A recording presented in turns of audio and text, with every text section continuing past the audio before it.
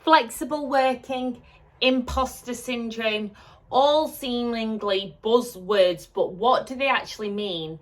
And how are we taking steps forward? Well, one of the highlights of this awful pandemic is the fact that more women than ever before are actually turning to studies, higher education, to study STEM subjects, and also feeling more hopeful in their careers due to the fact that flexible working is becoming more of the norm. So working from home, having that flexible life where that you can balance work, childcare, or what other situations you've got at home. But not only that, I think for all genders, it's so important to have this flexible working model for our mental well-being. We all know that presenteeism costs the workplace, costs businesses more than absenteeism, which is why I'm big on having your mental health days or your self-care days or your built-in schedules so they fit around your mental well-being. So you've got time for your health appointments, you've got time to do your power hours of sessions, or use the Pomodoro technique where you're doing your work in powerful chunks of time. Because by presenteeism, it's when we rock up to work and we're not fully there, we're not fully productive. And actually, it's all about who clocks in first, who clocks in last. That's the sign of a hard worker. But actually, we've moved on so far from that, knowing that smart ways of working are more powerful, knowing that flexible working, yes, you have to set up your home to have the right environment to keep your structure healthy, but it has also opened up lots of opportunities. I know as someone who aspired to work in magazines, I was working on a national newspaper for their magazine section in London, and it was at the start of my journalism career, and on the loo I knew something was wrong, and I don't know why. I just went to a train station and got a very expensive, because it was in London, so it was an expensive pregnancy test, and lo and behold, that was my first child, unexpected. But that meant I had to move back home. I had to totally change what I would plan to do because I was freelance. And whilst I still freelanced from home and I did bits, I tried to conceal my pregnancy a lot. I was still dancing as well. I was trying to do everything and not tell people till the last minute, because I didn't want it to impact or them to think that I was weak, or also because I'd heard the way they talk about other women or other parents that had subconsciously stopped me and prevented me from sharing my own pregnancy. But also, that's just one of the things, whereas it can be for a whole plethora of reasons, health reasons, disability reasons, lots of reasons that people have caring responsibilities. Just we all live differently, but that's the beauty of neurodiversity, diversity in backgrounds.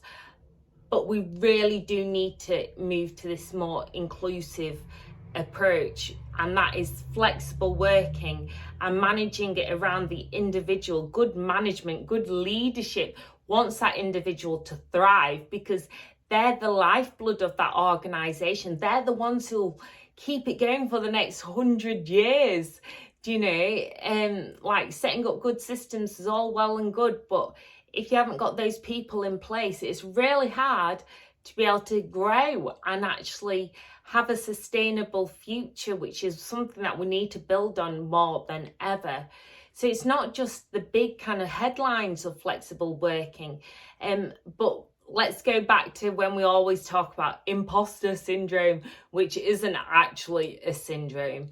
It's kind of a bit of a cheesy phrase we use when someone feels inadequate and they don't feel like they fit in a certain place. I've had this all throughout my life, coming from a poorer background and growing up with mixed race parents, gay dad, like all these beautiful gems that have made me, but subconsciously and also obviously by society and how I've been judged over the years, this is fed into my brain and how I feel in certain situations, whether I have to feel like I have to overact or like downplay my potential or try and upplay my potential or try and speak more or not speak.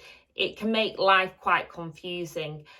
And actually, in terms of overcoming issues, we need to champion people to have those voices, but also to pay those people just as well, and or even championing those people to pay them as well and ask for the same rates as others. It's really a community that we all need to come together. It's not just equality for one group. That is not equality. It's for equality for all. So I'm hoping that out of this really horrid situation, we can have some positives.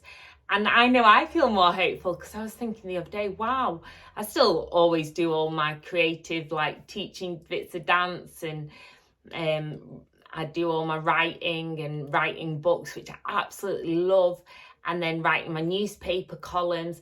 And then I thought, actually, I probably could get back into feature writing as well for magazines.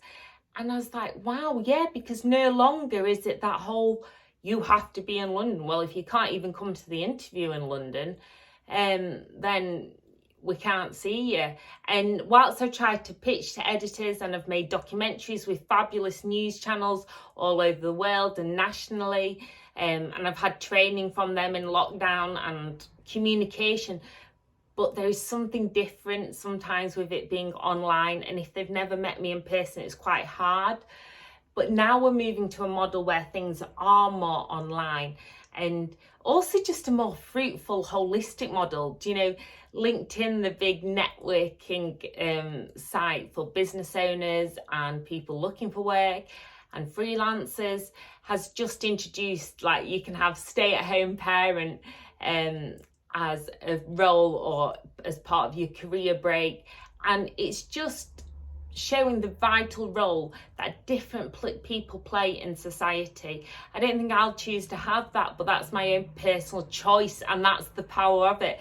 It's about giving people's choices. It's not saying flexible working works for everyone, but giving people the choice is what is paramount. I'd love to know your views. Please do comment below. Send you so much peace, love, and shimmies. I'll also drop an article, an in-depth article I wrote on this topic below for mamamay.co.uk and sparkleupnorth.com, featuring some tips from experts, and most of all, sending you lots of peace, love, and good work vibes.